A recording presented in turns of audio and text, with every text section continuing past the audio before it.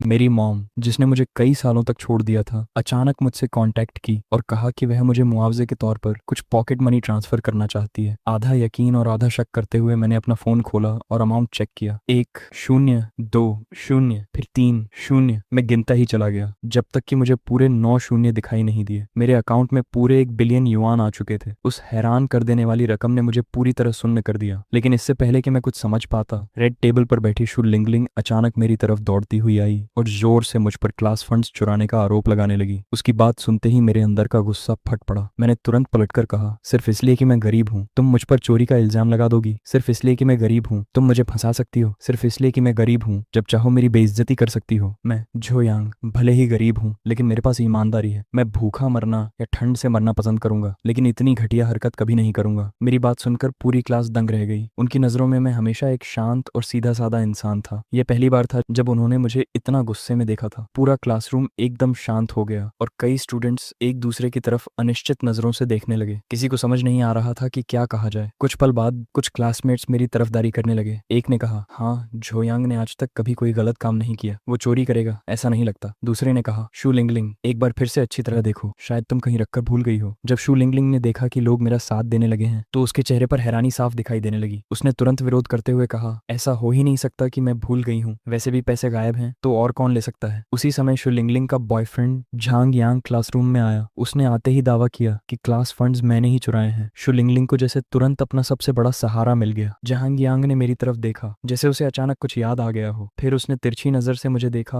और ठंडी हंसी हंसते हुए बोला, मुझे लगा था शायद मेरी आंखों का धोखा होगा। जाओ यांग, सच में वो तुम ही थे। बाकी क्लासमेट्स उसकी बात समझ नहीं पाए और तुरंत पूछने लगे कि उसने क्या देखा था। झांग यांग बोला, दोपहर में मैंने हमारे स्कूल के सबसे गरीब जाहो यांग को कैंपस के उस नए अपस्केल रेस्टोरेंट में जाते हुए देखा था। वहां का खाना बिल्कुल सस्ता नहीं है। दोपहर के समय वह संयोग से उस रेस्टोरेंट के पास से गुजरा था और उसने मुझे अंदर देखा था। तब से वह सोच रहा था कि मैं आखिर इतनी महंगी जगह जगह पर खाना खाने की हैसियत कैसे रख सकता हूँ। पहले उसे लगा था कि शायद उसने गलत देखा होगा लेकिन अब उसे लगा कि सारी बातें आपस में जुड़ गई हैं। आत्मविश्वास से मेरी तरफ देखते हुए उसने कहा, मैंने पहले ही कहा था, अब देखते हैं तुम कैसे इनकार करते हो। तुम कहते हो कि पैसे तुम्हारे नहीं हैं, तो फिर उस महंगे रेस्टोरेंट में खाना खाने के लिए पैसे कहाँ से आए? उसकी बात सुनते ही कई क्लासमेट्स को यकीन हो गया कि क्लास फंड्स मैंने ही चुराए हैं और अब मानने से इनकार कर रहा हूँ। एक स्टूडेंट बोला, सीरियसली झोयांग, तुम्हें ऐसा नहीं करना चाहिए था। दूसरे ने कहा, अगर तुम्हें सच में पैसों की जरूरत थी तो हमें बता देते, लेकिन ऐसा नहीं करना चाहिए था। एक और स्टूडेंट बोला, जो यांग, जल्दी से सच बता दो। मैंने सबकी तरफ देखते हुए दृढ़ आवाज में कहा, हाँ, मैं दोपहर में रेस्टोरेंट गया था लेकिन उसका पेमेंट मैंने अपने पैसों से किया था। उसका क्लास फंड से कोई लेना देना नहीं है। शु लिंगलिंग ने तुरंत सवाल किया, तो फिर इतने पैसे आए कहाँ से? जरूर तुमने क्लास फंड्स का इस्तेमाल किया है, वही पैसे तुमने चुराए हैं। मैंने भौहें सिकोड़ते हुए जवाब दिया, शु लिंगलिंग, मेरे पास पैसे कहाँ से आए? इससे तुम्हारा क्या लेना देना? तुम जरूरत से ज्यादा दखल दे रही हो। इतना कहकर मैं वापस अपनी सीट पर बैठ गया। थोड़ी ही देर बाद दोपहर की पहली क्लास शुरू हुई और टीचर ली अंची क्लासरूम में दाखिल हुई। क्लास शुरू होने से पहले ही शु लिंगलिंग अचानक अपनी सीट से खड़ी हो गई और बोली, टीचर, मुझे कुछ कहना है। ली एनसी ने उसकी तरफ देखा और पूछा, क्या बात है? शु लिंगलिंग ने तुरंत जवाब दिया, क्लास फंड्स गायब हो गए हैं, झोयांग ने उन्हें चुरा लिया है। ली अंकी के चेहरे पर हैरानी छा गई। क्या? झोयांग ने चोरी की? इसके बाद शु लिंगलिंग ने तुरंत वही सारी बातें दोहरा दी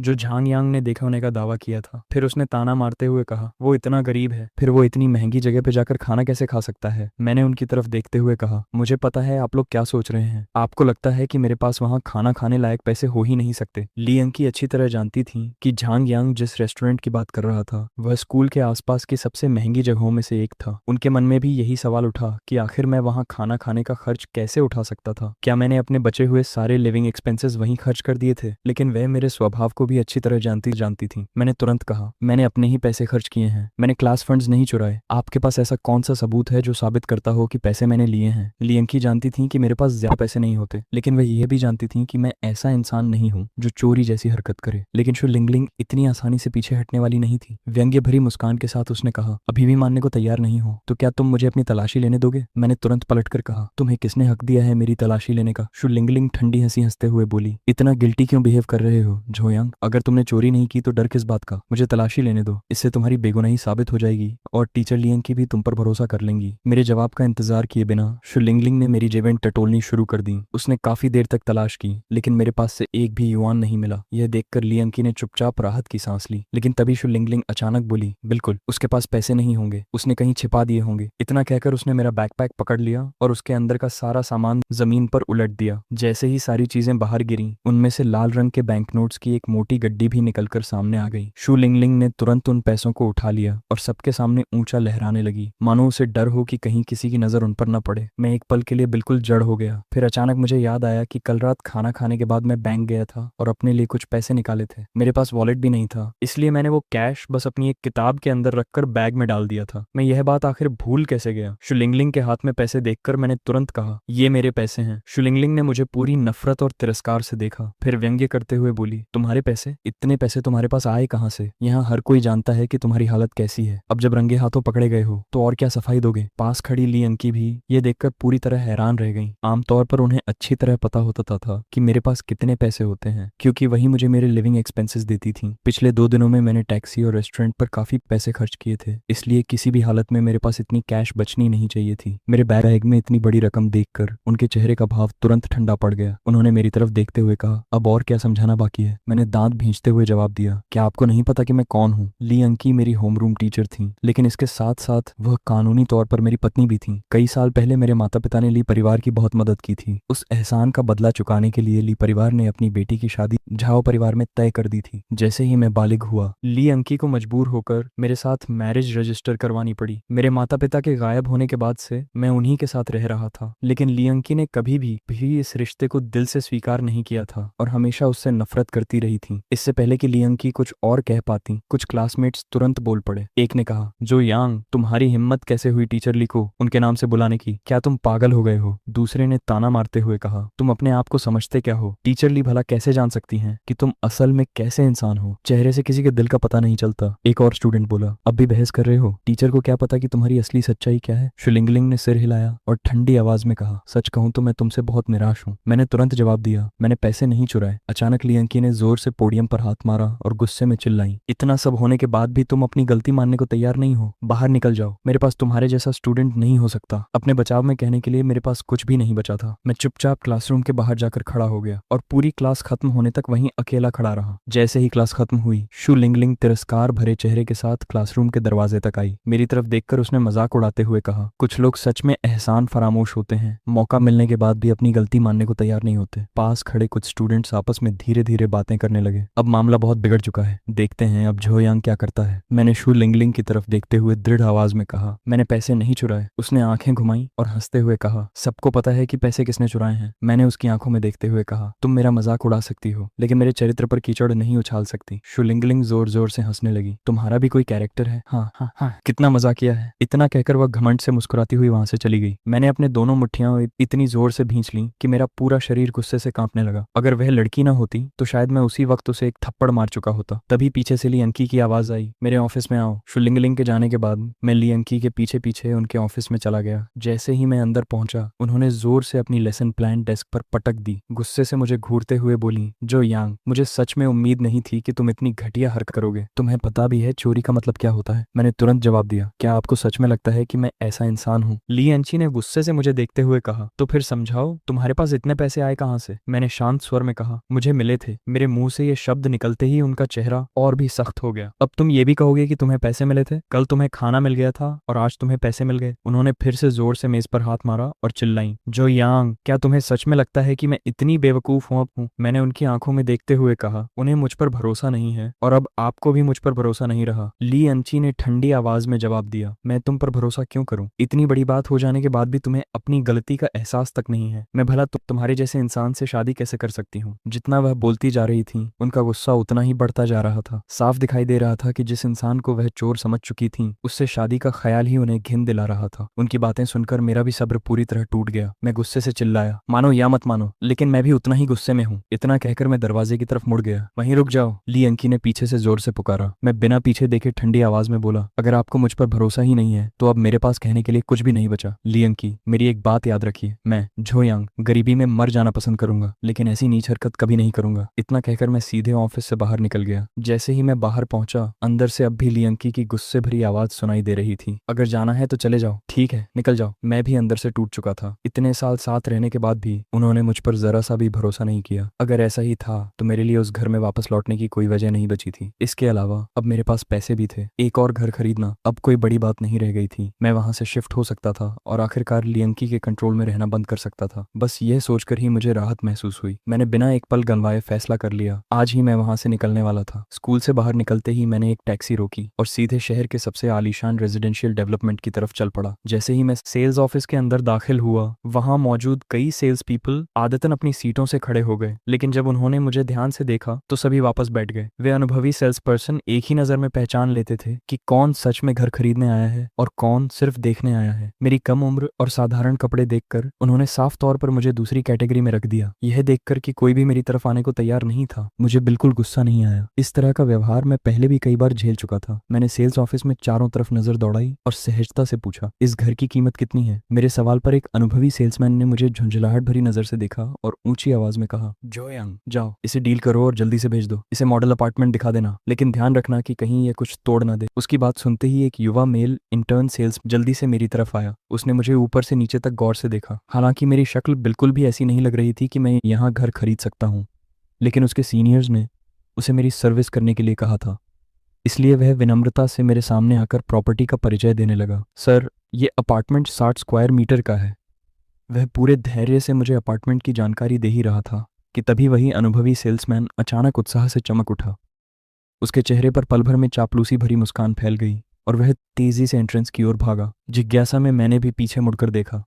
एक शानदार कपड़े पहने, पीछे की ओर सलीके से सेट किए हुए बालों वाला युवा पूरे आत्मविश्वास के साथ अंदर आ रहा था। उसे देखते ही मुझे लगा कि मैं उसे कहीं पहले देख चुका हूं, लेकिन एक पल के लिए याद नहीं आया कि कहां। सेल्समैन दौड़कर उसके पास पहुंचा और बड़े उत्साह से बोला, यंग मास्टर जो, आप आ गए। आज किस अपार्टमेंट को रिजर्व करने का इरादा है? हमारे सभी यूनिट्स हाई एंड डेकोरेशन और लग्जरी फर्नीचर के साथ पूरी तरह फर्निश्ड हैं, आपकी हैसियत के बिल्कुल लायक। उसके चेहरे की मुस्कान इतनी बढ़ी चढ़ी थी कि ऐसा लग रहा था मानो वह जो चांग को खुद गोद में उठाकर अंदर ले जाना चाहता हो। जो चैंग ने लापरवाही से हाथ हिलाया और कहा, मुझे सबसे अच्छा वाला दिखाओ। सेल्समैन तुरंत ऊंची और उत्साहित आवाज में बोला, जरूर, सबसे बेहतरीन वाला। उसकी आवाज इतनी जोरदार थी जैसे वह चाहता हो कि सेल्स ऑफिस में मौजूद हर इंसान यह बात सुन ले। उसकी आवाज सुनते ही और उस युवक का चेहरा साफ दिखाई देने पर मुझे अचानक याद आ गया कि वह कौन था। अरे, यह तो वही जो चैंग था, वही यंग मास्टर जो जिससे मेरी गोल्डन एंड सिल्वर रेस्टोरेंट में मुलाकात हुई थी, वही आदमी जिसने मेरा प्राइवेट रूम छीनने की कोशिश की थी। सच में कितनी अजीब कोइंसिडेंस थी। जो चैंग की बात सुनते ही सेल्समैन की मुस्कान और भी चौड़ी हो गई। यंग मास्टर जो, आप बिल्कुल सही जगह आए हैं। इतना कहकर वह बड़े सम्मान के साथ जो चैंग को लॉबी के अंदर ले गया। उसे पानी परोसा,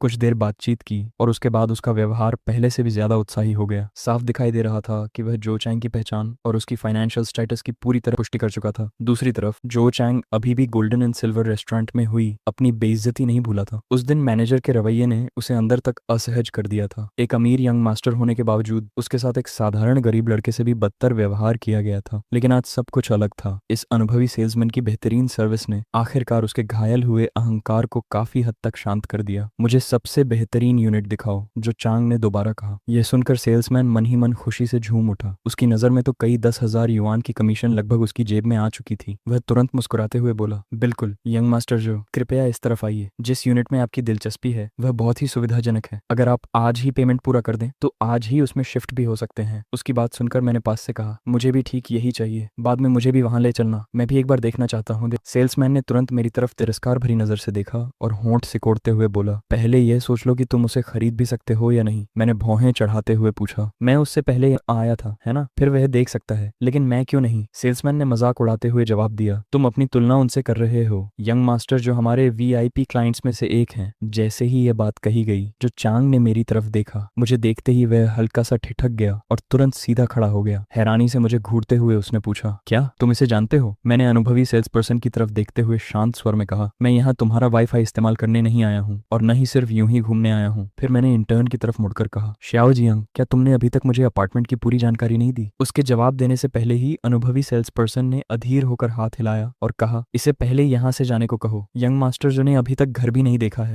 मैंने भौहें सिकोड़ते हुए पूछा, तुम लोगों को यहाँ प्रॉपर्टी देखने ही क्यों नहीं देते? क्या तुम्हें लगता है कि ये कोई एक्सक्लूसिव रेस्टोरेंट है? मेरी बात सुनकर जनरल चांग तुरंत व्यंग्य भरी मुस्कान के साथ बोला, हर कोई मैनेजरली जितना अंधा नहीं होता। फिर उसने सेल्स पर्सन की तरफ देखकर कहा, इसे भी देखना है? ठीक है, इसे हमारे साथ ले चलो। इसे भी अच्छी तरह देखने दो ताकि इसके बेकार के सपने अपने आप टूट जाएं। वैसे भी इसे दिखावा करने की आदत है। इतना कहकर जो चैंग पूरे आत्मविश्वास के साथ बिल्डिंग के अंदर की तरफ बढ़ गया। अब जबकि उसने खुद कह दिया था तो अनुभवी सेल्स पर्सन भी मना नहीं कर सका। उसने मुझे झुंझलाहट भरी भरी नजर से देखा और बोला, तो फिर हमारे पीछे आ जाओ, आज तो सच में बड़ा झंझट वाला दिन है। मैंने कुछ नहीं कहा और इंटर्न के पीछे पीछे अंदर चला गया। कुछ ही देर बाद हम मॉडल यूनिट के सामने पहुंच गए। अनुभवी सेल्स पर्सन गर्व से उसका परिचय देने लगा। यंग मास्टर जो, यही हमारी सबसे बेहतरीन प्रॉपर्टी है, हमारे सभी यूनिट्स का किंग। इसका एरिया 180 स्क्वायर मीटर है और इसमें रखा हर फर्नीचर टॉप क्वालिटी का है। उसने आगे बढ़कर चाबी निकाली, दरवाजा खोला और हम सबको अंदर आने दिया। मुझे मानना पड़ा कि यह घर वाकई शानदार था। ये काफी विशाल था, हवा का आना जाना बेहतरीन था और पूरी जगह लग्जरी डेकोरेशन से सजी हुई थी। जो चांग ने चारों तरफ नजर दौड़ाई और उसकी आंखें तुरंत चमक उठी। उसने कहा, अगर मैं यहाँ अकेला रहूं तो सच में मेरी स्टेटस और भी बढ़ जाएगी। सेल्स पर्सन मुस्कुराकर बोला, तो यंग मास्टर जो,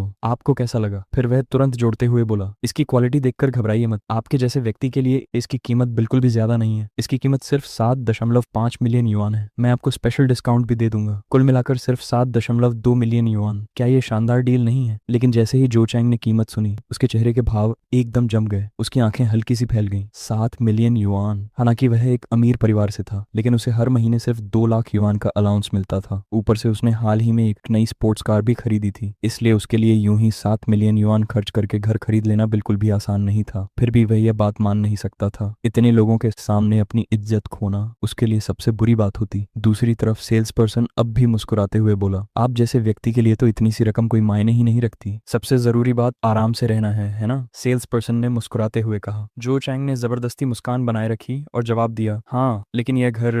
इतना कहकर वह अपनी बात अधूरी छोड़ दी और पूरे अपार्टमेंट में इधर उधर घूमने लगा। साफ था कि वह कोई बहाना ढूंढ रहा था। थोड़ी देर बाद उसने कमरे की तरफ इशारा करते हुए कहा, मुझे इसकी लोकेशन ज्यादा पसंद नहीं आई। ये सिटी सेंटर में है, यहाँ हर दिन बहुत ट्रैफिक रहता होगा और मुझे कहीं पार्किंग स्पेस भी नहीं दिख रही। सेल्स पर्सन तुरंत बोला, पार्किंग की बिल्कुल चिंता मत कीजिए, हमारे यहाँ प्राइवेट गैराज की सुविधा है। फिर उसने उत्साह से जोड़ते हुए कहा, असल में अगर घर और गैराज दोनों मिलाकर देखें तो कुल कीमत सिर्फ 8 मिलियन युआन होती है। ये सुनते ही जो चेंग लगभग चिल्ला पड़ा। 8 मिलियन? वह 7 मिलियन युआन भी नहीं दे सकता था। 8 मिलियन तो और भी दूर की बात थी, लेकिन सच्चाई स्वीकार करने को अब भी तैयार नहीं था। उसने जल्दी से नया बहाना बना लिया, इस घर की लाइटिंग भी अच्छी नहीं है और मुझे ये सोफा बिल्कुल पसंद नहीं। मुझे लेदर फर्नीचर से नफरत है। ऊपर से यह मार्बल फ्लोर बहुत सख्त है। अगर मैं गलती से गिर गया और मेरी टांग टूट गई तो? अब तक अनुभवी सेल्स पर्सन पूरी तरह समझ चुका था कि मामला क्या है। उसने जो चांग को ऊपर से नीचे तक गौर से देखा और कहा, यंग मास्टर जो, अगर आपको इसमें भी कोई कमी नजर आ रही है तो शायद लिंजियांग सिटी में आपको कोई भी घर पसंद नहीं आएगा। फिर उसने अर्थपूर्ण लहजे में कहा, कहीं ऐसा तो नहीं कि आपको इसकी कीमत ज्यादा लग रही हो? लिमिटेड बजट वाले बहुत से कस्टमर्स भी ऐसे ही बहाने बनाते हैं। जैसे ही उसकी असली सोच सामने आ गई,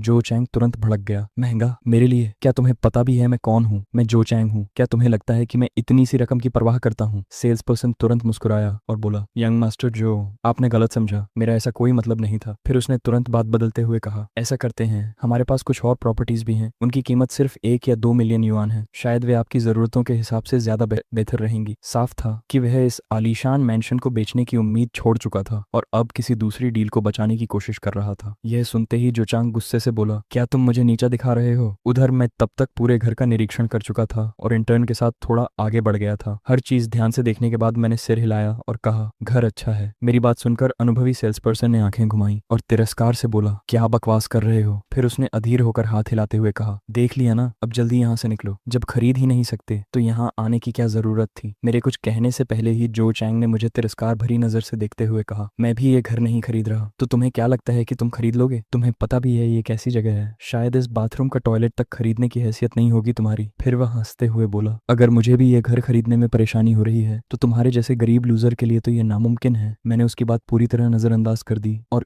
इंटर्न की तरफ मुड़कर पूछा, तुम लोगों की कमीशन परफॉर्मेंस के हिसाब से मिलती है, सही? वह थोड़ी उलझन में थी, लेकिन फिर भी सिर हिलाकर बोली, जी हाँ। मैंने घर की तरफ इशारा करते हुए शांत स्वर में कहा, तो फिर यह घर मैं लेता हूँ। एक पल रुककर मैंने आगे कहा, और गराज भी चाहिए। इतना कहकर मैंने अपना बैंक कार्ड निकाला और उसकी तरफ बढ़ा दिया। यह देखते ही अनुभवी सेल्स पर्सन पूरी तरह स्तब्ध रह गया। उसकी आंखें अविश्वास से फैल गईं। आखिर अभी तक जो चांग लगातार मुझे एक गरीब और मामूली इंसान कह रहा था, लेकिन अब मेरे हाथ में बैंक कार्ड देखकर उसके मुंह से एक शब्द भी नहीं निकला। दूसरी तरफ इंटर्न की खुशी का ठिकाना नहीं रहा। उसे यहाँ काम करते हुए अभी सिर्फ कुछ ही दिन हुए थे और अचानक उसके हाथ इतनी बड़ी डील लग गई थी। उसके चेहरे पर उत्साह साफ झलक रहा था। उसने तुरंत मेरा बैंक कार्ड लिया और पेमेंट प्रोसेस करने की तैयारी करने लगी। मैंने उसकी तरफ देखकर कहा, वहां खड़ी क्या हो, चलो मुझे कार्ड स्वाइप करवाने ले चलो। इंटर्न ने लगातार सिर हिलाया और मुझे साथ लेकर जल्दी जल्दी बाहर चली गई। हमारे जाते ही जो चांग ने तिरस्कार भरी नजर से मेरी तरफ देखा और हंसते हुए बोला, तुम लोग सच में इसे बड़ा आदमी समझ रहे हो? अगर ये सच में ये घर खरीद ले तो मैं मान लूंगा कि मैं गलत था। कुछ देर बाद मैं इंटर्न के के साथ वापस लौटा। मैंने देखा कि जो चेंग और वह अनुभवी सेल्स पर्सन अभी भी वहीं खड़े थे। मैंने शांत स्वर में कहा, तुम लोग अभी तक यहीं हो, ये घर अब मेरा है, अब तुम्हें यहाँ से चले जाना चाहिए। जो चेंग ने तुरंत अविश्वास से चिल्लाकर कहा, नामुमकिन, इस घर की कीमत 7 मिलियन युआन से भी ज्यादा है, तुम इसे खरीद ही कैसे सकते हो। उसी समय इंटर्न पूरे सम्मान के साथ कुछ डॉक्यूमेंट्स मेरे हाथ में देते हुए बोली, सर, ये आपका परचेज कॉन्ट्रैक्ट है, कृपया इसे संभाल कर रखिए। मैंने उससे कॉन्ट्रैक्ट और पेमेंट रिसीट्स ले लिए। जैसे ही जो चैंग की नजर मेरे हाथों में मौजूद उन डॉक्यूमेंट्स पर पड़ी, वह पूरी तरह जड़ हो गया। वह बुदबुदाया, क्या इसने सच में खरीद लिया 7 मिलियन युआन से भी ज्यादा का घर? जो चैंग खुद भी एक बार में इतनी बड़ी रकम नहीं निकाल सकता था, और वह यह भी अच्छी तरह जानता था कि उसके पिता के लिए भी इतनी कैश तुरंत जुटाना आसान नहीं था। उसका चेहरा पल भर में लाल पड़ गया। ये बेइज्जती तो मानो सबके सामने 2 जोरदार थप्पड़ खाने से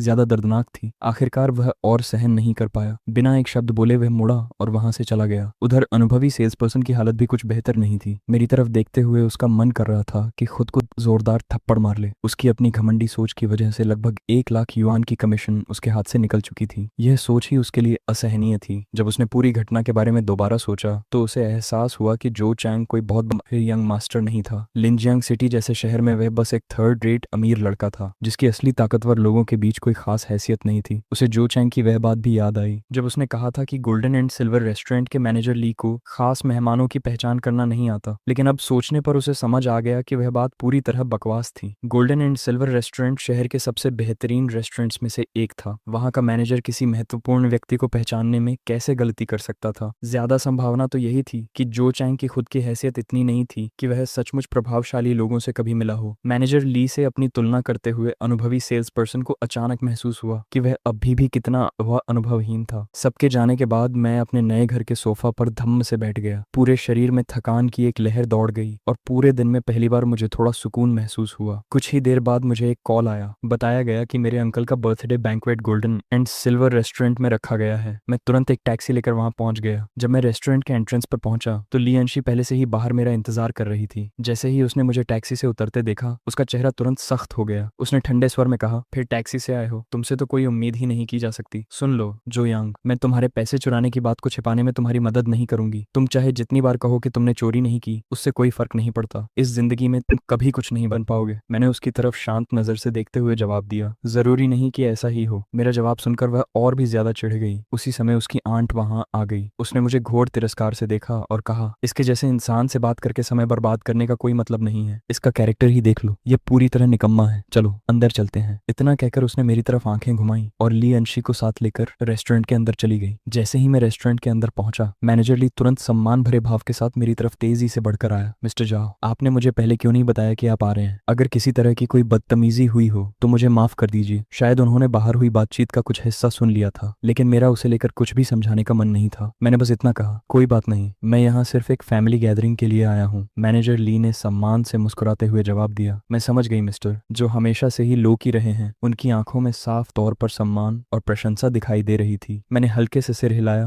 और बैंक्वेट हॉल के अंदर चला गया। अंदर पहुंचते ही देखा कि ली अंकी पहले से ही अपने रिश्तेदारों के साथ बातें कर रही थी। उनकी आंट बीच बीच में मेरी तरफ नजर डाल रही थी और उनकी हर बात मुझे पहले से ज्यादा परेशान कर रही थी। फिर भी मैं अपने अंकल के पास गया और ईमानदारी से कहा, हैप्पी बर्थडे अंकल। लेकिन उनके कुछ बोलने से पहले ही आंट ने बीच में टोक दिया। मेरे लाए हुए गिफ्ट को देखते हुए उन्होंने ताना मारते हुए कहा, खाली हाथ आना ही काफी शर्म की बात होती, लेकिन ये खरीदने के लिए पैसे कहाँ से आ गए? अगर हमारी अंकी न होती तो तुम अपनी पूरी जिंदगी में भी ऐसी जगह आने की औकात नहीं रखते। यह सुनकर अंकल का चेहरा तुरंत असहज हो गया। उन्होंने कहा, बस भी करो, जो यांग अभी जवान है, उसके सामने पूरी जिंदगी पड़ी है। लेकिन आंट और भी नाराज हो गई। उन्होंने तीखे स्वर में कहा, क्या मैंने कुछ गलत कहा? मुझे तो बस अंकी पर तरस आता है कि उसे ऐसे इंसान के साथ रहना पड़ रहा है। अंकल ने गहरी सांस ली और मेरे कंधे पर हल्के से हाथ रख दिया। मैं सिर्फ कड़वी मुस्कान ही पाया। इस तरह का व्यवहार मेरे लिए नया नहीं था। पहले भी न जाने कितनी बार मैं सब कुछ चुपचाप सहता आया था। मैं एक तरफ जाकर चुपचाप बैठ गया। तभी एक युवा आदमी अंकल के पास आया और विनम्रता से बोला, हैप्पी बर्थडे अंकल ली। मेरी माँ बिजनेस ट्रिप पर है और वापस नहीं आ सकी, इसलिए उन्होंने अपनी तरफ से माफी मांगने के लिए मुझे भेजा है। जैसे ही एंट ने उसे देखा, उनका रवैया पूरी तरह बदल गया। उनके चेहरे पर तुरंत चौड़ी मुस्कान आ गई। उन्होंने बड़े प्यार से कहा, अरे कोई बात नहीं, अंदर आओ, बैठो। पास ही किसी ने धीरे से कहा, ये चोंग यू हैं, चोंग फैमिली के यंग मास्टर। उम्र कम है लेकिन बहुत ही काबिल हैं। मैंने देखा कि एंट तुरंत ली अंकी को एक तरफ ले गई और उत्साह से बोली, अंकी, ये चोंग यू बहुत ही होनहार और प्रॉमिसिंग है। तुमने कहा था ना कि तुम एजुकेशन कंपनी शुरू करना चाहती हो। ये बहुत अच्छा मौका है, तुम्हें इनसे जरूर बात करनी चाहिए। उनकी बात सुनते ही मेरे मन में बेचैनी होने लगी। मुझे साफ महसूस हो रहा था कि वह कुछ और ही सोच रही हैं। हैं। ली अंकी की झिझक को नजरअंदाज करते हुए आंट लगभग उन्हें खींचकर चोंग्यू के पास ले गई। परिचय होने पर चोंग्यू ने शालीनता से हाथ बढ़ाया और ली अंकी ने भी हल्के से उनसे हाथ मिला लिया। यह सब देखते हुए मेरे भीतर अजीब सी बेचैनी पैदा होने लगी। आंट गर्व से मुस्कुराते हुए बोली, चोंग्यू कुछ लोगों से तो कहीं ज्यादा काबिल हैं। उन्होंने मेरा नाम नहीं लिया, लेकिन उनकी नजरें तुरंत मेरी तरफ मुड़ गईं। चोंग्यू ने ली अंकी की तरफ देखा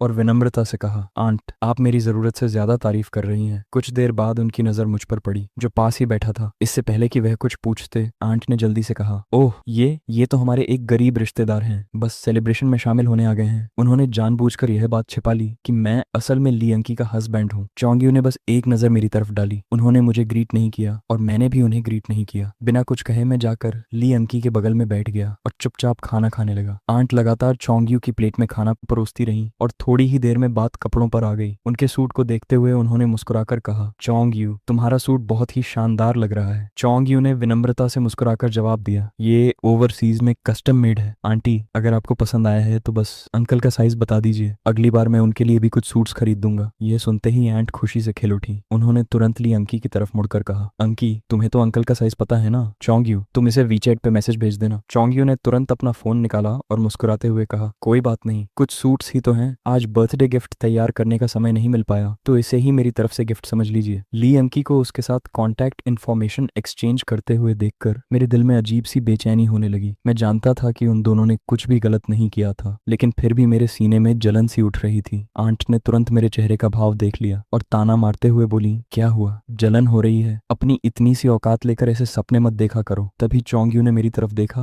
और सहज अंदाज में पूछा, तो तुम कहाँ काम करते हो? मैं जवाब देता उससे पहले ही आंट बोल पड़ी, ये तो बस एक गरीब स्टूडेंट है, इसके पास कौन सी एम्बिशन है। चोंग्यू हल्का सा हंसा और बोला, ऐसा करते हैं, ग्रेजुएशन के बाद हमारी कंपनी में आ जाना। आंटी और अंकल की खातिर मैं तुम्हारे लिए एक अच्छी पोजीशन अरेंज कर दूंगा। मैं मना भी नहीं कर पाया था कि आंटी उत्साहित होकर तुरंत बोली, ज्यादा नखरे मत दिखाओ, पता भी है ये मौका कितना मुश्किल से मिलता है। ये लोग सिर्फ ली फैमिली की वजह से तुम्हारी मदद करने को तैयार हैं। तभी अचानक ली अंकी ने कहा, आंट बस कीजिए। उनकी बात सुनकर आंट और चोंग्यू दोनों चौंक गए। ली अंकी ने आगे कहा, आज अंकल का बर्थडे है, माहौल खराब मत कीजिए। इतना कहकर उसने मेरी तरफ एक नजर डाली। एक पल के लिए मुझे लगा था कि शायद वह मेरी तरफदारी कर रही है, लेकिन अगले ही पल मेरी सारी उम्मीद टूट गई। उसने घृणा भरी नजरों से मेरी तरफ देखते हुए ठंडे स्वर में कहा, अगर तुम्हें हाई क्लास चीजें पसंद हैं तो उन्हें खुद कमाकर हासिल करो। कौन सा आदमी गलत तरीकों पर भरोसा करता है? मैंने चुपचाप सिर झुका लिया और बिना कुछ बोले खाना खाता रहा। जो कुछ समझाना था मैं पहले ही समझा चुका था, अब दोबारा कुछ कहने का कोई मतलब नहीं था। तभी अचानक मैनेजर ली हमारी टेबल के पास आए। उन्होंने मेरी तरफ देखते हुए कहा, श्याओ जियाओ, पिछली बार तुमने जो हमारी मदद की थी उसका पूरा पेमेंट अभी तक नहीं दिया था, ये उसका बाकी हिस्सा है। इतना कहकर उन्होंने मेरे सामने नोटों की एक मोटी गड्डी रख दी। मैं हल्का सा मुस्कुराया और पूछा, कौन सा पेमेंट? टेबल पर बैठे सभी लोग हैरानी से हमारी तरफ देखने लगे। मैनेजर ली बोले, पिछली बार जब तुम आए थे तब मैंने तुम्हें सिर्फ आधा पेमेंट दिया था, याद है? इतना कहते हुए उन्होंने मुझे हल्के से आंख भी मारी। मैं तुरंत समझ गया कि वह मेरी इज्जत बचाने की कोशिश कर रहे थे, लेकिन अफसोस आंट ने पूरी बात का बिल्कुल गलत मतलब निकाल लिया। उन्होंने मेरी तरफ देखकर तिरस्कार से कहा, अभी कुछ देर पहले चोंग्यू तुम्हें एक ढंग की जॉब दिलाने की बात कर रहा था और अब पता चल रहा है कि तुम तो यहाँ वेटर का काम करते हो। सच में कितने निकम्मे हो। चोंग्यू मुस्कुराया और बोला, कोई बात नहीं, काम तो काम होता है। ऐसा करो श्याओ जियाओ, अगर काम करके थक जाओ तो इस रेस्टोरेंट में आकर खाना खा लिया करो, बिल मेरे अकाउंट में डाल देना। फिर उसने पूरे आत्मविश्वास के साथ मैनेजर ली के कंधे हाथ रखते हुए कहा, मैनेजर ली, मेरी इतनी सी बात तो रखनी ही पड़ेगी। मैनेजर ली सिर्फ मुस्कुरा दिए, लेकिन उन्होंने कोई जवाब नहीं दिया। मैंने अपने सामने रखी नोटों की गड्डी को देखा, फिर चोंग्यू के घमंडी चेहरे को और उसके बाद आंट की तिरस्कार भरी नजरों को। आखिर में मेरी नजर ली अंकी पर जा रुकी, जिसने अपना चेहरा दूसरी तरफ फेर लिया था। अंत में मैंने वह पैसे टेबल पर ही छोड़ दिए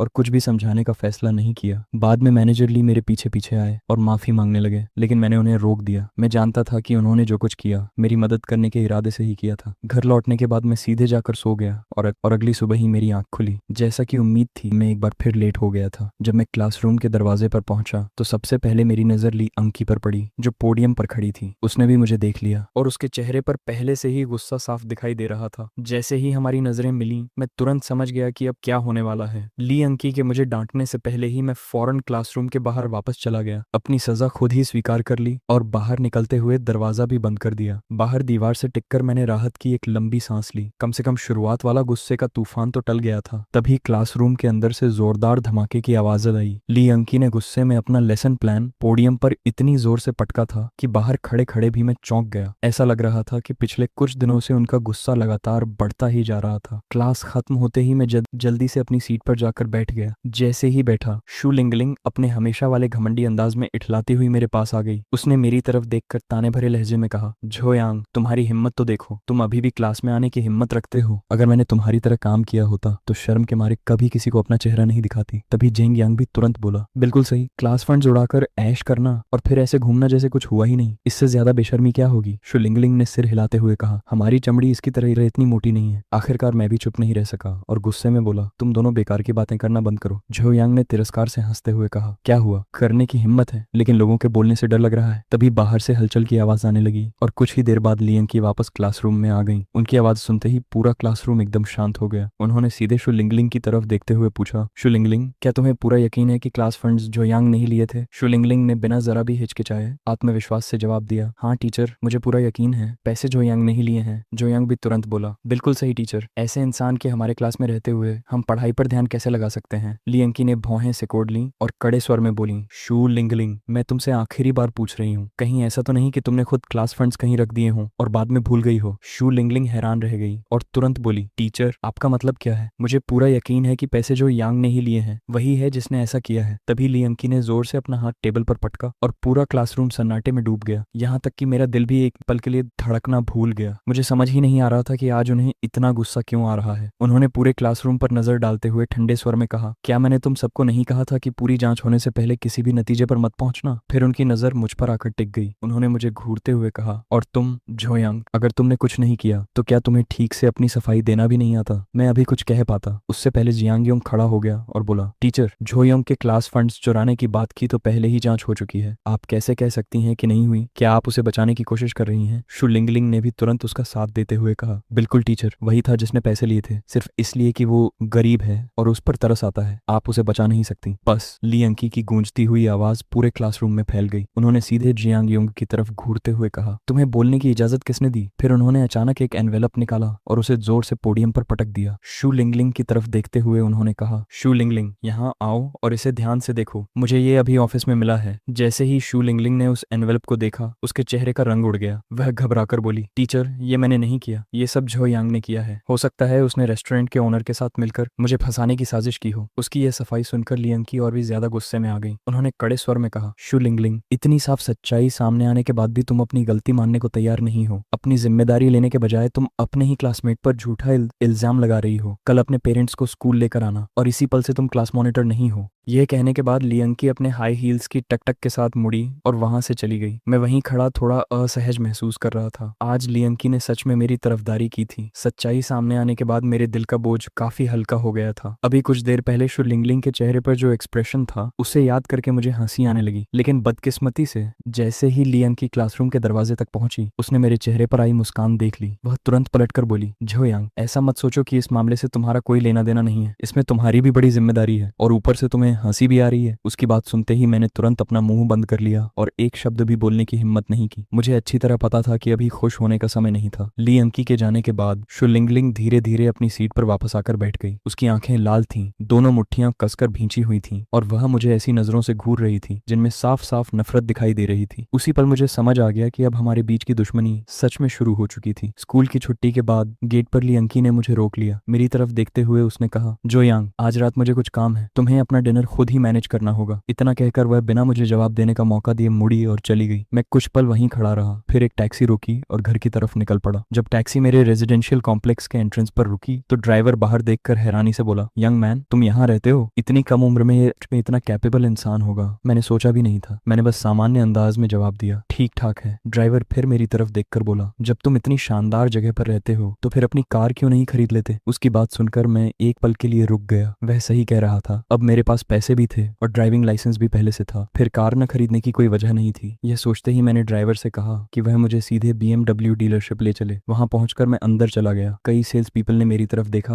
और उठने ही वाले थे, लेकिन जैसे ही उनकी नजर मेरे कपड़ों पर पड़ी वे फिर वापस बैठ गए। एक भी इंसान मेरा स्वागत करने नहीं आया। मैं अकेला ही शोरूम में घूमता रहा। तभी एक अमीर दिखने वाली महिला शोरूम में दाखिल हुई। उसके अंदर आते ही सारे सेल्स पीपल उसकी तरफ दौड़ पड़े। कोई उसे चाय ऑफर कर रहा था तो कोई पानी। उसकी तुलना में मुझे तो जैसे कोई देख ही नहीं रहा था। उस महिला ने मेरी तरफ देखा, हल्की सी तिरस्कार भरी मुस्कान के साथ बोली, अरे सिर्फ अब मेरे पीछे मत भागो, यहाँ एक और कस्टमर भी है, भले ही वह कार खरीद पाए या नहीं, लेकिन कस्टमर तो है। सेल्स पीपल ने एक दूसरे की तरफ देखा, लेकिन फिर भी उनमें से कोई भी मेरे पास नहीं आया। आखिरकार मैं एक डिस्प्ले कार के सामने रुक गया और पूछा, इस कार की कीमत कितनी है? एक सेल्स पर्सन ने मुझे बेहद अधीर नजरों से देखा और कहा, ये नई BMW 7 सीरीज है। मैंने भौहें सिकोड़ते हुए कहा, BMW 7 सीरीज वगैरह मुझे समझ नहीं आता, मैं सिर्फ ये पूछ रहा हूँ कि इसकी कीमत कितनी है। उनकी आंखों में जो तिरस्कार था उससे साफ पता चल रहा था कि वे सोच रहे थे मैं इतनी महंगी कार खरीद ही नहीं सकता। यह देखकर मेरा मूड पूरी तरह खराब हो गया। मैं बिना कुछ और बोले मुड़ा और सीधे BMW डीलरशिप से बाहर निकल आया। सड़क के ठीक सामने रोल्स रॉयस का शोरूम था और मैं बिना एक पल की झिझक के उसकी तरफ बढ़ गया। अगली सुबह मैंने अपनी नई खरीदी हुई रोल्स रॉयस को स्कूल से थोड़ी दूर एक रेस्टोरेंट के पास पार्क किया, क्योंकि मैं बेवजह लोगों का ध्यान अपनी तरफ नहीं खींचना चाहता था। क्लासरूम में पहुंचने पर देखा कि अभी ज्यादा स्टूडेंट्स नहीं आए थे। बोरियत दूर करने के लिए मैंने अपना फोन निकाला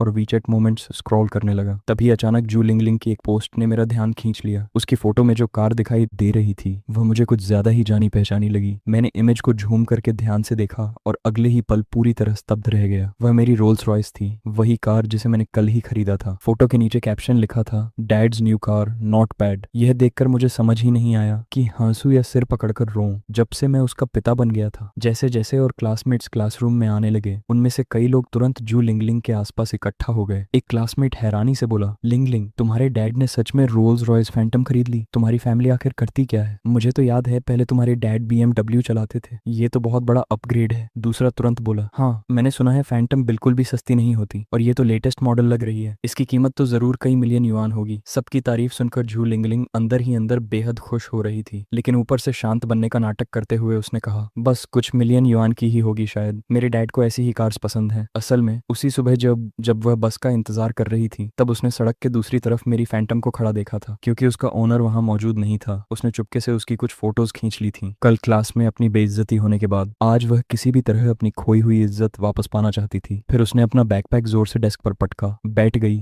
और घमंड से बोली, जलने से कुछ नहीं होगा, तुम लोगों की किस्मत में तो पूरी जिंदगी सेकंड हैंड जीता चलाना ही लिखा है। इसके बाद उसने मेरी तरफ देखकर तिरस्कार भरी मुस्कान के साथ कहा, और झोयांग, ये मत समझना कि सिर्फ टीचर ली तुम्हारा साथ दे रही हैं, इसलिए तुम बहुत बड़े बन गए हो। हमारे बीच की बात अभी खत्म नहीं हुई है। मुझे उसकी एक भी बात सुनने में कोई दिलचस्पी नहीं थी। मेरा पूरा दिमाग उसी रहस्यमयी औरत के बारे में सोचने में लगा हुआ था, जो पता नहीं अचानक कहां से आ गई थी। जितना ज्यादा मैं उसके बारे में सोचता उतनी ही ज्यादा हंसी आती। तभी अचानक क्लासरूम के दरवाजे से एक आवाज सुनाई दी, तुम लोगों में जो यांग कौन है? स्कूल के एकेडमिक अफेयर्स डायरेक्टर खुद वहां खड़े थे। मैं हल्का सा चिढ़ गया, फिर उठकर बाहर चला गया। आखिर डायरेक्टर को मुझसे क्या काम हो सकता था? डायरेक्टर ने मुझे ऊपर से नीचे तक तिरस्कार भरी नजरों से देखा और बिना कुछ कहे सीधे ली अंकी के ऑफिस में ले गए। वहां ली अंकी पहले से ही बैठी हुई थी। जैसे ही शिव जूनहुआ ने मुझे डायरेक्टर के साथ अंदर आते देखा, उसने भौहें सिकोड़ ली। उसने मुझे सिर से पैर तक देखा और ऐसी नजर से घूरा जैसे सोच रहा हो कि इस बार मैंने कौन सी नई मुसीबत खड़ी कर दी है। शिव जूनहुआ शिव लिंगलिंग का दूसरा अंकल था और उसी ने उसकी इस स्कूल में एडमिशन की व्यवस्था करवाई थी। उसे देखते ही मुझे समझ आ गया कि वह अपनी भतीजी का पक्ष लेने आया है। ऑफिस के अंदर ली अंकी अपनी डेस्क के पीछे बैठी थी, जबकि शिव जूनहुआ उसके सामने खड़ा था और उसके चेहरे पर साफ नाराजगी दिखाई दे रही थी। ली अंकी की तरफ देखते हुए उसने कहा, सुना है तुम झोयांग का पक्ष ले रही हो और शिव लिंगलिंग के पेरेंट्स को भी बुलाना चाहती हो। मैं उसका अंकल हूँ, आखिर मामला क्या है? ली अंकी ने पूरी शांति से जवाब दिया, डायरेक्टर शिव, मैं झाओ यांग का पक्ष नहीं ले रही हूँ। क्लास फंड सच में शिव लिंगलिंग की वजह से खोया था। अगर जरूरत पड़ी तो हम रेस्टोरेंट के ओनर को बुलाकर आमने सामने बात भी करवा सकते हैं। लेकिन शिव जुनहुआ ने तुरंत उसकी बात बीच में ही काट दी। टीचर ली, अगर तुम झाओ यांग का पक्ष नहीं ले रही हो तो फिर ऐसी अफवाहें फैली कैसे? एक टीचर होने के नाते तुम्हें फेयरनेस का मतलब अच्छी तरह समझना चाहिए। यह साफ था कि उसका सच्चाई जानने में कोई इरादा नहीं था, वह सिर्फ अपने पद का दबाव बनाना चाहता था। फिर उसने मेरी तरफ उंगली उठाकर कहा, जो यांग तुम्हारा स्टूडेंट है, जरा इसे देखो। क्या ये किसी अच्छे स्टूडेंट जैसा लगता है? इसके ग्रेड्स बेहद खराब हैं और ये पूरे ग्रेड का रिजल्ट नीचे खींच रहा है। तुमने अब तक इसके पेरेंट्स से बात क्यों नहीं की? उसकी आवाज लगातार ऊंची होती जा रही थी। लियंकी ने मुंह खोला और समझाने की कोशिश की, झो यांग वो, लेकिन उसकी बात पूरी होने से पहले ही शिव जुनहुआ ने उसे फिर से रोक दिया। तुम बार बार कहती हो कि तुम इसका पक्ष नहीं ले रही हो। अगर तुमने इसी तरह काम करना जारी रखा तो टीचर इवैल्यूएशन में हिस्सा लेने का ख्याल भी छोड़ दो। उसकी धमकी सीधी, कठोर और बिल्कुल निर्दयी थी। मैं अच्छी तरह जानता था कि वह टीचर इवैल्यूएशन ली अंकी के लिए कितनी महत्वपूर्ण थी। उसने लगभग आधा साल सिर्फ उसी की तैयारी में लगा दिया था। उसकी हल्की सी लाल हुई आंखों को देखकर मेरे दिल में बेहद बेचैनी होने लगी। चाहे कुछ भी हो, वह अब भी मेरी पत्नी थी। उसे इस तरह किसी के सामने अपमानित होते देख मेरे सीने में गुस्सा मिलने लगा। लेकिन शिव जुनहुआ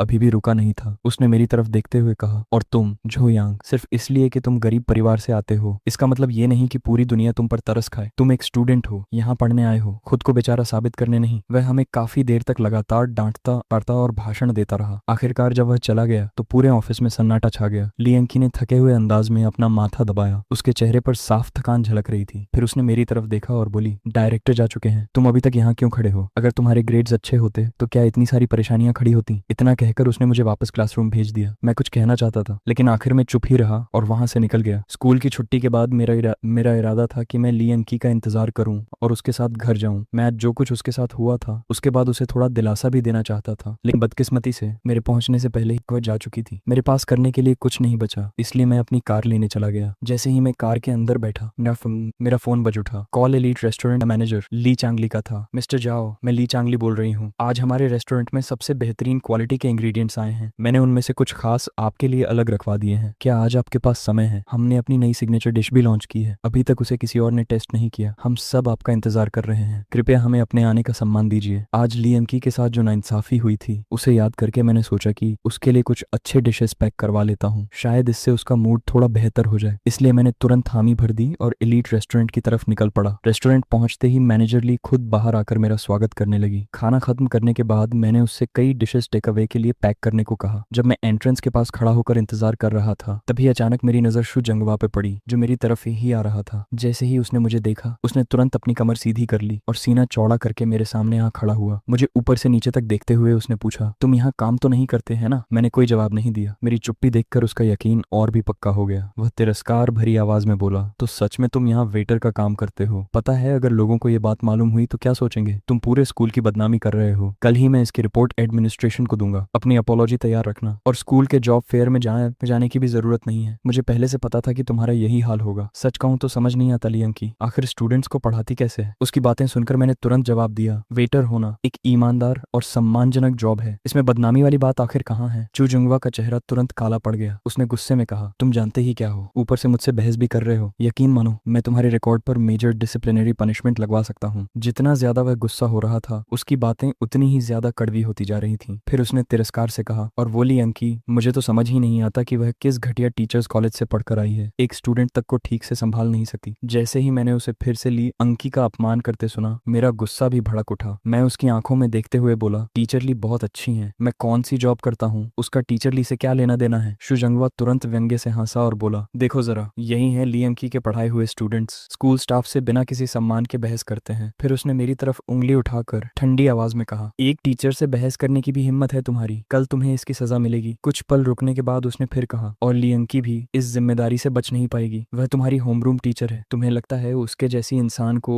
एक्सीलेंट टीचर कहलाने का हक है? सच तो यह है कि वह टीचर बनने के भी लायक नहीं है। मुझे बिल्कुल भी उम्मीद नहीं थी कि इस बार भी ली अंकी को मेरी वजह से फिर से इस मामले में घसीटा जाएगा। उसे और मुश्किल में नहीं डालना चाहता था, इसलिए मैंने खुद को जबरदस्ती चुप रहने पर मजबूर कर लिया और बस शू जियांगहुआ को घूरता रहा। जैसे ही उसने मेरी आंखों में वो नजर देखी उसने ठंडी हंसी के साथ कहा, क्या घूर रहे हो? तुम्हें बिल्कुल भी मैंसर्स नहीं है। फिर उसने मुझे खुलेआम तिरस्कार भरी नजर से देखते हुए कहा, समाज में जाने के बाद भी तुम जिंदगी में कभी कुछ हासिल नहीं कर पाओगे। तभी रेस्टोरेंट के बाहर एक मर्सिडीज बेंच जाकर रुकी। दरवाजा खुला और जो चांग बाहर निकला फिर धीरे धीरे हमारी तरफ चलने लगा। डायरेक्टर शू, क्या हुआ? उसने पूछा, आप इतने गुस्से में क्यों हैं? शू जियांगहुआ ने जैसे ही उसे देखा उसका रवैया पूरी तरह बदल गया। उसने तुरंत चेहरे पर मुस्कान लाई और बड़े गर्मजोशी से उसका स्वागत करते हुए कहा, यंग मास्टर जो, अभी अभी मेरा सामना एक बेहद परेशान करने वाले गरीब स्टूडेंट से हुआ है। फिर उसने मेरी तरफ इशारा करते हुए कहा, ये गरीब है, इसका कोई फ्यूचर नहीं है और खुद को बेहतर बनाने की भी कोशिश नहीं करता। अगर इसके परिवार की हालत इतनी खराब न होती तो इसे बहुत पहले ही स्कूल से निकाल दिया गया होता। इतना कहकर उसने मुझे फिर से घूरा। जो चांग रेस्टोरेंट के अंदर जाने ही वाला था कि उसकी नजर यूं ही मेरी तरफ पड़ गई। जैसे ही उसने मुझे देखा वो वहीं ठिठक गया। उसके चेहरे का रंग पल भर में बदल गया और उसके कदम वहीं रुक गए। शू जियांगहुआ को जरा भी अंदाजा नहीं था कि क्या हो रहा है। उसने मुझे खींचकर आगे किया और बेसब्री से बोला, तुम्हें एटिकेट नाम की कोई चीज है भी या नहीं? ये यंग मास्टर जो हैं, जल्दी से इन्हें ग्रीट करो। फिर उसने जो चांग की तरफ मुस्कुराते हुए कहा, यंग मास्टर जो, इसे माफ कर दीजिए। इस बच्चे ने दुनिया देखी ही नहीं है। इसने आप जैसे ऊंचे स्टेटस वाले इंसान को पहले कभी नहीं देखा। जैसे ही ये शब्द उसके मुंह से निकले जो चांग का चेहरा पूरी तरह पीला पड़ गया। उसने पहले मेरी तरफ देखा फिर शू जियांगहुआ की तरफ और उसके चेहरे पर अजीब सी घबराहट साफ दिखाई देने लगी। अगले ही पल उसने जल्दी से कहा, मुझे अचानक एक जरूरी काम याद आ गया। आज मैं यहाँ खाना नहीं खा पाऊंगा। इतना कहकर वो लगभग भागता हुआ वहां से निकल गया। कुछ ही पलों में वो अपनी कार में बैठा और तेजी से वहां से चला गया। शू जुनहुआ वहीं खड़ा पूरी तरह स्तब्ध रह गया। फिर उसका चेहरा गुस्से से काला पड़ गया और वो मेरी तरफ मुड़कर चिल्लाया, तू छोटे कमीने, तूने यंग मास्टर झाओ को डराकर भगा दिया। तुझे पता भी है वो कौन है? वो स्कूल के नए इन्वेस्टर हैं। इतना बड़ा इन्वेस्टमेंट प्रोजेक्ट था और तूने सब बर्बाद कर दिया। जितना वो बोलता गया उतना ही उसका गुस्सा बढ़ता गया। अब तुम्हारा खेल खत्म है और लियंशी का भी। कल मैं सीधे प्रिंसिपल के पास जाऊंगा। अगर वो तुम्हें बचाने की कोशिश करती रही तो तुम दोनों में से कोई भी जिम्मेदारी से नहीं बच पाएगा। ये धमकी देकर वो गुस्से में वहां से चला गया। कुछ देर बाद मैनेजर ली बाहर आई। उनके हाथ में वही पैकेट फूड था जिसे मैंने पैक करवाने के लिए कहा था। शू जुनहुआ को गुस्से में जाते देखकर उन्होंने हैरानी से पूछा, मिस्टर झाओ क्या हुआ? मैंने हल्की सी मुस्कान के साथ सिर हिलाया। कुछ नहीं, धन्यवाद। उनके हाथ से खाना लेकर मैं अपनी कार में बैठा और घर की तरफ निकल गया। घर पहुंचकर मैंने पैक्ड डिशेस डाइनिंग टेबल पर रख दी। लियंशी की तरफ देखते हुए मैंने कहा, तुमने अभी तक डिनर नहीं किया ना? मैं एलीट रेस्टोरेंट से तुम्हारे लिए खाना लाया हूँ। लियंशी ने खाने की तरफ देखा और तुरंत उसकी भौहें सिकुड़ गईं। उसने नाराज होकर कहा, तुम फिर वहां जाकर पैसे खर्च करके आ गए? एक वेटर आखिर कितना कमाता है? फिर भी तुम हर रोज इतनी फिजूल खर्ची करते रहते हो। ऐसे तुम्हारा फ्यूचर कैसे बनेगा? मैंने तुरंत समझाते हुए कहा, तुम गलत समझ रही हो। मैनेजर ली ने कहा कि हाल ही में मेरा काम बहुत अच्छा रहा है, इसलिए उन्होंने रिवॉर्ड के तौर पर यह खाना मुझे दिया है। ये आज ही बना है, बिल्कुल फ्रेश और साफ है। मेरी बात सुनकर उसके चेहरे का भाव थोड़ा नरम पड़ गया। उसने हल्की सी नाक से कोड़ते हुए आवाज निकाली और डाइनिंग टेबल पर बैठ गई। थोड़ी देर पहले जो कुछ भी हुआ था उसे याद करते हुए मैंने उसे दिलासा देने की कोशिश की। आज जो कुछ हुआ उसे लेकर ज्यादा परेशान मत हो। लेकिन जैसे ही उसके मन में फिर से शुडेइंग झुनहुआ का ख्याल आया, उसका मूड और भी खराब हो गया। उसने मेरी तरफ देखते हुए कहा, मुझे सच सच बताओ, अगर तुम्हारे ग्रेड्स अच्छे होते तो क्या शू जुनहुआ तुम्हें बहाना बनाकर इतनी परेशानी खड़ी कर पाता? मैं चुप रहा। जब मेरे ग्रेड्स इतने अच्छे नहीं थे कि मैं झोंकदा यूनिवर्सिटी में एडमिशन ले सकूं, तब लियंशी ही थी जिसने मेरे लिए हर जगह भागदौड़ की थी। अब मुझे चुप देखकर उसका गुस्सा और बढ़ गया। उसने कहा, बताओ तुम्हारी मौजूदा हालत में कौन सी कंपनी तुम्हें नौकरी देगी? क्या तुम पूरी जिंदगी वेटर बने रहने का इरादा रखते हो? आज उसे पहले ही बहुत बेइज्जती झेलनी पड़ी थी, इसलिए मैंने उससे बहस करने की हिम्मत नहीं की। मैंने बस धीरे से कहा, चिंता मत करो, आगे से मैं और मेहनत करूंगा। मैं जरूर किसी अच्छी कंपनी में नौकरी पाऊंगा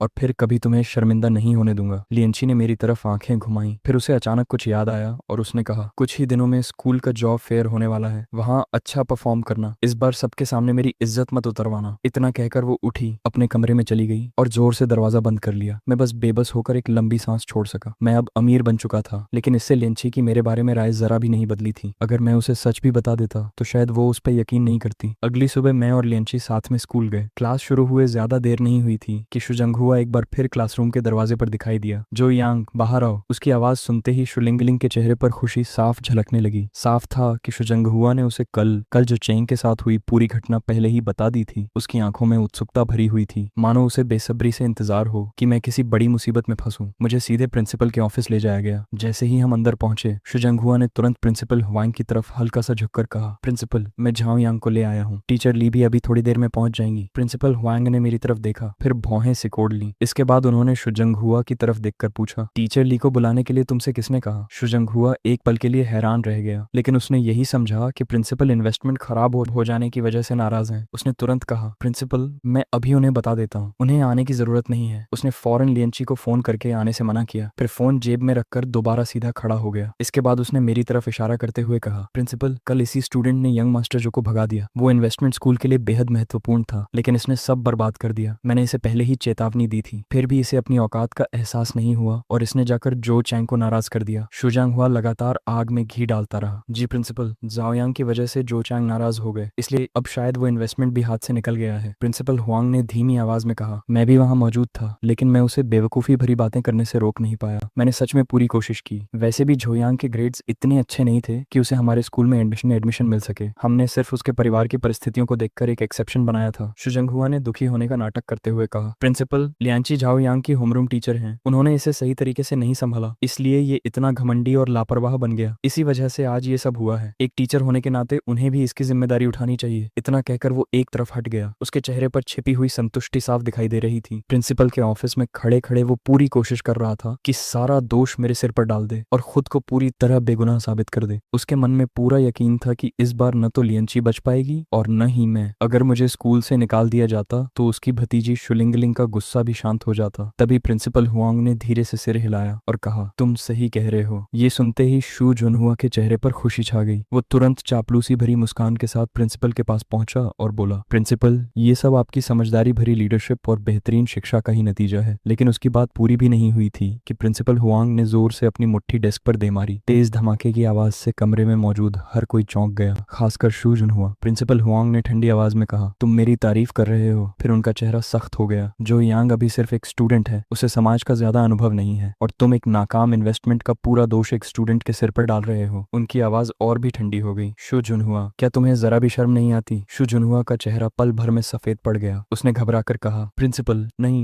मेरी बात सुनिए, मैं समझा सकता हूँ। क्या समझाओगे? प्रिंसिपल हुआंग ने उसे बीच में ही रोक दिया। इन्वेस्टमेंट की चिंता तुम्हें अब करने की जरूरत नहीं है। उनकी ये बात सुनकर मुझे सब समझ आ गया। लगता था कि जो चेंग पहले ही इन्वेस्टमेंट वाली बात प्रिंसिपल को बता चुका था, शायद इसी वजह से प्रिंसिपल हुआंग का मेरे प्रति रवैया पूरी तरह बदल गया था। लेकिन शु जुनहुआ अब भी खुद को बचाने की पूरी कोशिश कर रहा था। उसने जल्दी से कहा, प्रिंसिपल, सच में गलती जाओ यांग की ही है। उसी ने इन्वेस्टर को नाराज किया। इसका मुझसे कोई लेना देना नहीं है। प्रिंसिपल हुआंग ने उसे घूरते हुए कहा, एक टीचर होकर तुम सारी जिम्मेदारी एक स्टूडेंट पर डाल रहे हो। तुमने सचमुच मुझे निराश किया है। शु जुनहुआ ने तुरंत बात मोड़ते हुए कहा, इसमें लियनची की भी गलती है। अब तुम किसी और को भी इसमें घसीटना चाहते हो। प्रिंसिपल हुआंग ने फिर उसे बीच में ही रोक दिया। शु जुनहुआ, पहले खुद को आईने में देखो। एक स्कूल लीडर की डिग्निटी और प्रोफेशनलिज्म कहाँ है तुम्हारे अंदर? अपने ऑफिस जाओ और अपने व्यवहार पर अच्छे से विचार करो। शु जुनहुआ की बोलती पूरी तरह बंद हो गई। अब उसके पास बहस करने के लिए कुछ भी नहीं बचा था। उसने शर्म से सिर झुका लिया और बेइज्जत होकर ऑफिस से बाहर चला गया। मैं वहीं खड़ा पूरी घटना को लेकर उलझन में था। उसके जाने के बाद प्रिंसिपल हुआंग ने कुछ पल मेरी तरफ देखा और कहा, एक स्टूडेंट होने के नाते तुम्हारा काम अपनी पढ़ाई पर ध्यान देना है और जो करना चाहिए वही करना है। बेवजह ज्यादा मत सोचो और मुझे निराश मत करना। मैंने तुरंत सिर हिलाते हुए कहा, जी प्रिंसिपल, मैं समझ गया। इसके बाद मैं वापस क्लासरूम में लौट आया। ज्यादा देर नहीं हुई थी कि शु लिंगलिंग भी क्लासरूम में आ गई। जैसे ही उसने मुझे अपनी सीट पर बैठे देखा, उसने ऊंची आवाज में चिल्लाकर कहा, झो यांग, तुम्हारी हिम्मत कैसे हुई वापस क्लास में आने की? तुमने स्कूल का इतना बड़ा इन्वेस्टमेंट बर्बाद कर दिया और फिर भी आराम से यहाँ बैठे हो। उसकी बात सुनते ही पूरी क्लास का ध्यान हमारी तरफ चला गया। सभी स्टूडेंट्स उत्सुक हो गए। किसी ने पूछा, कौन सा इन्वेस्टमेंट? एक और स्टूडेंट बोला, लिंगलिंग। आखिर हुआ क्या है? सबको अपने आसपास इकट्ठा होते देखकर शु लिंगलिंग और भी उत्साहित हो गई। उसने गर्व से कहा, हमारा स्कूल काफी समय से इन्वेस्टर्स की तलाश कर रहा था। मैंने सुना है कि अगर वो इन्वेस्टमेंट मिल जाता तो स्कूल की रैंकिंग और स्टेटस बहुत ऊपर पहुंच जाते। शायद हमारा स्कूल टॉप यूनिवर्सिटीज के बराबर भी हो जाता। इतना कहकर उसने मेरी तरफ तिरस्कार भरी नजर से देखा और बोली, लेकिन अब ये सब झो यांग की वजह से बर्बाद हो गया। इसने इन्वेस्टर को नाराज कर दिया और सब कुछ खत्म कर दिया। अब पता नहीं स्कूल को अगला इन्वेस्टर कब मिलेगा। उसकी बातें सुनते ही कई स्टूडेंट्स नाराज हो गए। एक ने कहा, सच में कुछ लोग सिर्फ मुसीबत खड़ी करना ही जानते हैं। दूसरे ने कहा, ऐसा कैसे हो सकता है? हमने तो इस इन्वेस्टमेंट के बारे में कभी कुछ सुना ही नहीं। एक और स्टूडेंट हैरानी से बोला, जो यांग तो बस एक साधारण स्टूडेंट है, उसे भला किसी इन्वेस्टर के बारे में कैसे पता हो सकता है? और उन्हें नाराज करना तो और भी दूर की बात थी। कई स्टूडेंट्स ने तुरंत सिर हिलाकर उसकी बात का समर्थन किया। हाँ, सही कह रही हो। क्या तुम्हें पूरा यकीन है कि तुमने सही सुना है? जब किसी ने उसकी बात पर भरोसा नहीं किया तो शु लिंगलिंग ने तुरंत अपनी आवाज ऊंची कर दी। बिल्कुल यकीन है। मेरे अंकल शु जिंगहुआ हैं, जो हमारे स्कूल के डायरेक्टर हैं। उन्होंने मुझे खुद बताया है। फिर ये झूठ कैसे हो सकता है? जियांग यांग भी तुरंत उसका साथ देने के लिए बोल पड़ा। हाँ, मैं भी गवाही दे सकता हूँ। ये बात बिल्कुल सच है। उसकी बात सुनते ही पूरी क्लासरूम में हलचल मच गई। रुको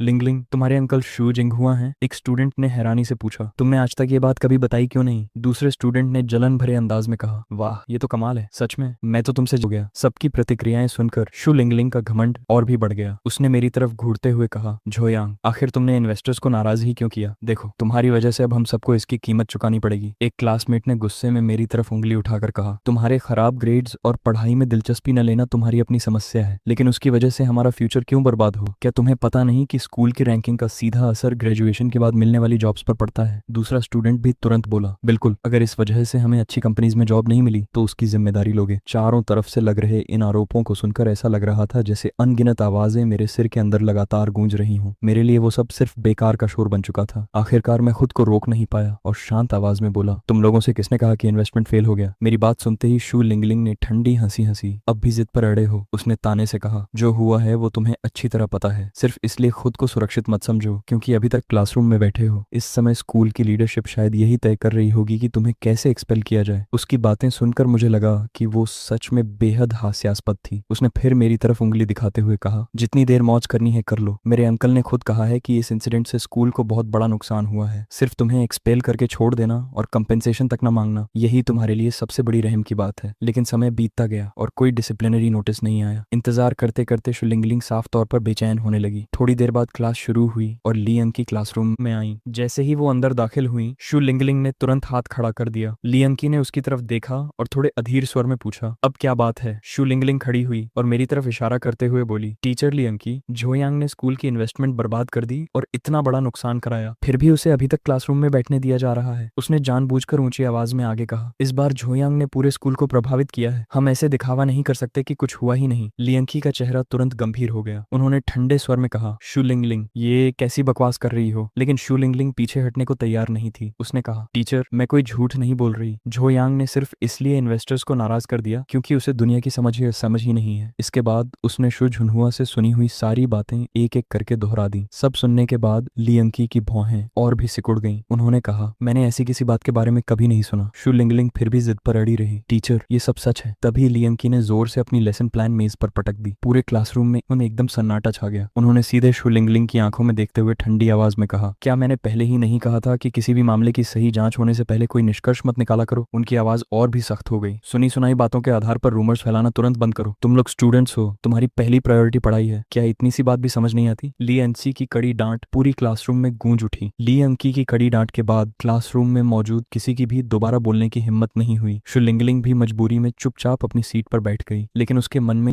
एक ही सवाल बार बार घूम रहा था। उसकी समझ से बाहर था कि इतना बड़ा हादसा करने के बाद भी झो यांग पर आखिर कोई असर क्यों नहीं पड़ रहा था। स्कूल खत्म होने के बाद मैं स्कूल के गेट के बाहर ली अंकी का इंतजार करने लगा। जैसे ही वो बाहर आई, उसने मेरी तरफ एक नजर तक नहीं डाली और सीधे आगे बढ़ गई। मैं तुरंत उसके पीछे गया और कहा, आज रात चलो, साथ में डिनर करते हैं। मैंने पहले से रिजर्वेशन कर रखा है। लेकिन ली अंकी ने अपनी चाल तक धीमी नहीं की। उसने ठंडे स्वर में कहा, आज रात मुझे कुछ काम है। फिर उसने साफ नाराजगी भरी नजरों से मेरी तरफ देखा और बोली, जो बातें मैंने तुम्हें पहले समझाई थी, क्या वो सब बेकार थी? सिर्फ इसलिए कि अचानक तुम्हारे पास थोड़ा सा पैसा आ गया है, तुम्हें लगता है कि उसे जैसे चाहो वैसे खर्च कर सकते हो। अगर तुम ऐसे ही पैसे उड़ाते रहे तो तुम्हारा फ्यूचर क्या होगा? उसी समय शहर के एक आलीशान रेस्टोरेंट में चेन यू अपनी और ली अंकी की आंट के साथ डिनर कर रहा था। प्राइवेट रूम के शानदार माहौल को देखकर एंट के चेहरे पर मुस्कान फैल गई। उसने कहा, ये रेस्टोरेंट तो पहले ही बहुत महंगा है और ऊपर से तुमने इतनी शानदार प्राइवेट टेबल भी बुक की है। इसमें तो बहुत पैसे लगे होंगे, है ना? चेन यू हल्का सा मुस्कुराया और शांत स्वर में बोला, जब तक आंटी को पसंद आए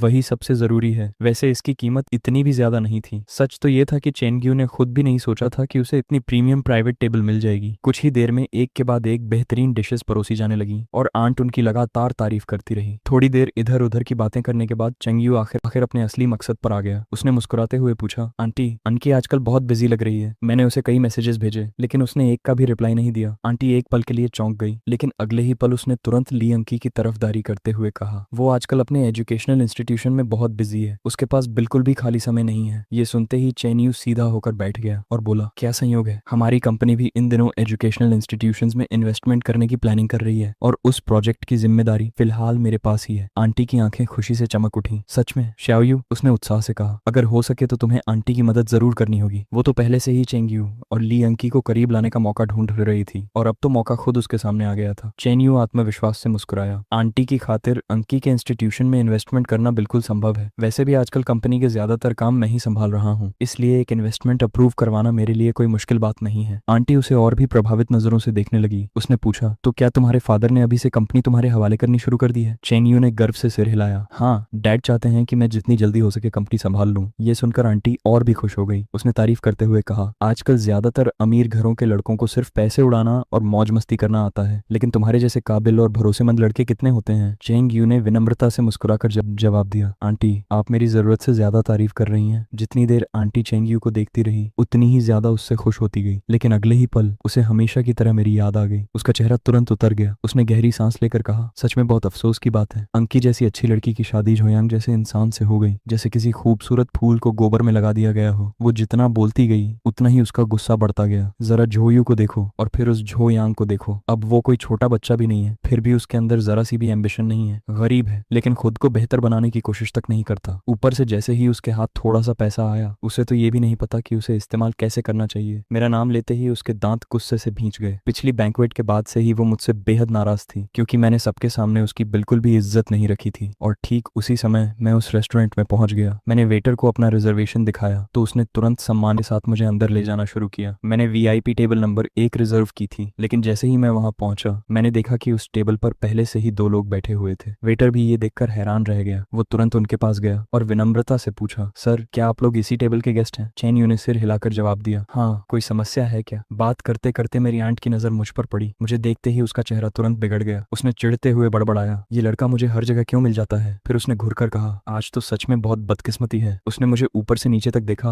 और ताने मारते हुए बोली, वैसे तुम जैसी जगह पर आए कैसे? क्या यहाँ भी कोई पार्ट टाइम जॉब ढूंढ ली है? मैं धीरे धीरे उनकी तरफ बढ़ा, लेकिन मेरे कुछ बोलने से पहले ही आंट ने हाथ उठाकर मुझे रोक दिया। उसने तिरस्कार भरे स्वर में कहा, मुझे आंटी मत कहना। फिर व्यंग्य से बोली, क्या हुआ, जिनियान रेस्टोरेंट की सैलरी अब कम पड़ने लगी क्या, इसलिए अब यहाँ भी काम करने आ गए? जिस तरह तुम पैसे उड़ाते हो, अगर 2-4 एक्स्ट्रा जॉब्स नहीं करोगे तो भूखे मर जाओगे। इसके बाद उसने चेंग यू की तरफ इशारा करते हुए मुझे डांटा। यंग मास्टर चेंग यहीं बैठे हैं और तुम्हें उन्हें प्रॉपरली ग्रीट करना तक नहीं आता। तुम्हारे अंदर जरा भी मैनर्स नहीं है। मैं कुछ जवाब देता उससे पहले ही चेंग यू हल्की मुस्कान के साथ बोला, कोई बात नहीं आंटी, मैं किसी स्टूडेंट के साथ बहस करके अपना लेवल नहीं गिराऊंगा। आंटी ने तुरंत हामी भरते हुए कहा, बिल्कुल सही, शाओयू इतना बड़ा दिल रखता है कि इस जैसे इंसान के लेवल तक नहीं गिरेगा। फिर उसने मेरी तरफ घृणा से देखते हुए कहा, क्या ही निकम्मा लड़का है। इसके बाद वो वेटर की तरफ मुड़ी और गुस्से में बोली, क्या ये हाई एंड रेस्टोरेंट नहीं है? फिर तुम लोग किसी को भी जॉब पर रख लेते हो। अगर ऐसे लोग यहाँ काम करेंगे तो रेस्टोरेंट की रेप्यूटेशन बर्बाद नहीं होगी। वेटर ने जल्दी से कहा, मैडम ये जेंटलमैन दरअसल। लेकिन उसकी बात पूरी होने से पहले ही एंट ने तेज आवाज में उसे बीच में रोक दिया। क्या, इसका इंटरव्यू तक पास नहीं हुआ? फिर ये अभी तक यहाँ खड़ा क्या कर रहा है? जल्दी से इसे बाहर निकालो। खुद भी शर्मिंदा हो रहा है और दूसरों को भी कर रहा है। आखिरकार वेटर को बोलने का मौका मिला। उसने जल्दी से समझाया, मैडम शायद आपको गलतफहमी हुई है, ये जेंटलमैन भी इसी टेबल के गेस्ट हैं। लगता है सीटिंग अरेंजमेंट में कोई गलती हो गई है। ये यहाँ खाना खाने आया है। आंटी ने अविश्वास से दोहराया। चेन यू भी हंस पड़ा। ये इसकी टेबल है? क्या तुम्हें पूरा यकीन है कि तुमने कोई गलती नहीं की? जरा इसे देखो, क्या ये ऐसा इंसान लगता है जो यहाँ टेबल रिजर्व कर सके? मुझे तो लगता है इसने फेक रिजर्वेशन इन्फॉर्मेशन इस्तेमाल की होगी। आंटी ने तुरंत उसकी बात का समर्थन किया। बिल्कुल सही झो यांग, गरीब होना एक बात है, लेकिन मुफ्त में खाना खाने के लिए इतनी बेशर्मी करना दूसरी बात है। लगता है आज आखिरकार तुम्हारी चाल पकड़ी ही गई। इसके बाद उसने आत्मविश्वास से वेटर से कहा, एक बार फिर चेक करो, हम लोग निश्चित रूप से वीआईपी टेबल नंबर 1 पर हैं। चेंग यू ने अपना फोन निकाला और रिजर्वेशन इन्फॉर्मेशन वेटर को दिखा दी। फिर उसने मेरी तरफ तिरस्कार से देखते हुए कहा, जो यांग, मैंने कभी नहीं सोचा था कि सिर्फ एक वक्त का खाना खाने के लिए तुम इतनी घटिया हरकत करोगे। चलो ऐसा करते हैं, मैं एक डिश और ऑर्डर कर देता हूँ, तुम भी हमारे साथ बैठकर खा लेना। आखिर सिर्फ एक मील की ही तो बात है। बाद में अगर तुम्हें सबके सामने बाहर निकाल दिया गया तो अच्छा नहीं लगेगा। वेटर ने दोनों की रिजर्वेशन डिटेल्स ध्यान से चेक की। चेंग यू की इन्फॉर्मेशन में साफ लिखा था वीआईपी टेबल नंबर 1, लेकिन जब उसने मेरी रिजर्वेशन देखी तो उसमें भी वही लिखा था वीआईपी टेबल नंबर 1। दोनों रिजर्वेशंस को बार बार देखकर वो पूरी तरह उलझ गया। तभी आंटी ने अधीर होकर कहा, अब किस बात का इंतजार कर रहे हो? इसे अभी तक बाहर क्यों नहीं निकाला? फिर उसने मेरी तरफ उंगली दिखाते हुए ताने से कहा, देखो तो जरा इसकी बेशर्मी। यंग मास्टर चेनक खुद इसे डिनर खिलाने की बात कर रहे हैं और इसे जरा भी शर्म नहीं आ रही। वेटर ने रिजर्वेशन की जानकारी बार बार चेक की और आखिरकार उसे गलती समझ में आ गई। शर्मिंदा चेहरे के साथ उसने कहा, सर एक मिसअंडरस्टैंडिंग हो गई है। इस जेंटलमैन की रिजर्वेशन असल में वीआईपी टेबल नंबर 1 के लिए है, जबकि आपकी रिजर्वेशन मेन हॉल के एंट्रेंस के पास वाले एक रेगुलर टेबल के लिए है। दरअसल दोनों रिजर्वेशन रिकॉर्ड्स लगभग एक जैसे दिख रहे थे। फर्क सिर्फ इतना था कि एक के आखिर में वीआईपी का मार्क लगा हुआ था। यह सुनते ही मेरी आंटी का चेहरा सिकुड़ गया और वह ऊंची आवाज में बोली, यह नामुमकिन है, जरूर तुम लोगों से कोई गलती हुई है। जरा इसकी शक्ल तो देखो, ये तो शायद सड़क किनारे का खाना भी मुश्किल से खरीद पाए। यहाँ के वीआईपी टेबल की बात तो बहुत दूर है। उसी पल चोंगियू को भी समझ आ गया कि उसने तो एक साधारण टेबल बुक किया था, फिर उसे इतनी शानदार जगह पर क्यों बैठाया गया। वेटर ने तुरंत सफाई देते हुए कहा, आज जो एम्प्लॉई आपको यहाँ लेकर आया था वह नया है। इस गलती के लिए हमें सच में बहुत अफसोस है।